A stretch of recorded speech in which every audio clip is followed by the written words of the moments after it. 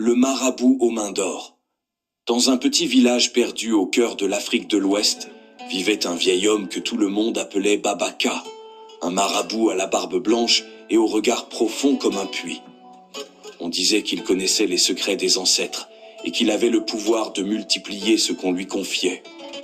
Un jour, il annonça aux villageois « Donnez-moi un seul billet, une seule pièce, une poignée de riz, et demain, vous recevrez le double. » Au début, personne n'osa vraiment.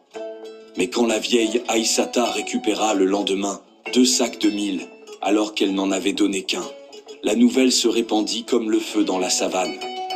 Les gens commencèrent à lui apporter leur argent, leur or, leurs bijoux, leur bétail. Babaka chantait des prières toute la nuit, et au matin, la magie semblait opérer. Tout avait doublé. Très vite, le village entier vivait dans une euphorie folle.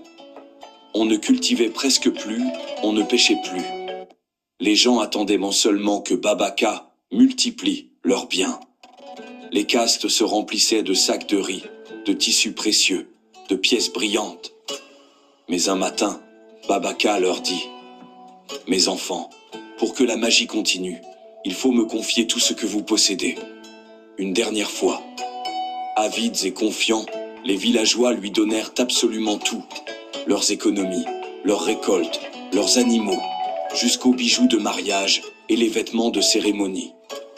Babaka peignit l'état de richesse, les enferma dans une grande case et promit de les rendre multipliés à l'aube. Cette nuit-là, une tempête se leva, le vent hurla à travers les arbres, et au matin, Babaka avait disparu. La case était vide. Les villageois fouillèrent partout, jusqu'aux rives du fleuve. On retrouva seulement ses empreintes qui s'effaçaient dans la boue, et un petit talisman cassé.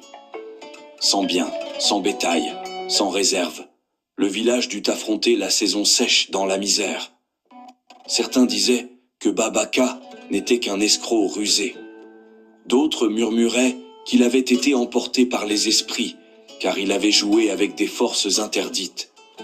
Depuis ce jour, les anciens répètent aux enfants « Celui qui promet de doubler ce que tu as, prépare souvent à te prendre tout. »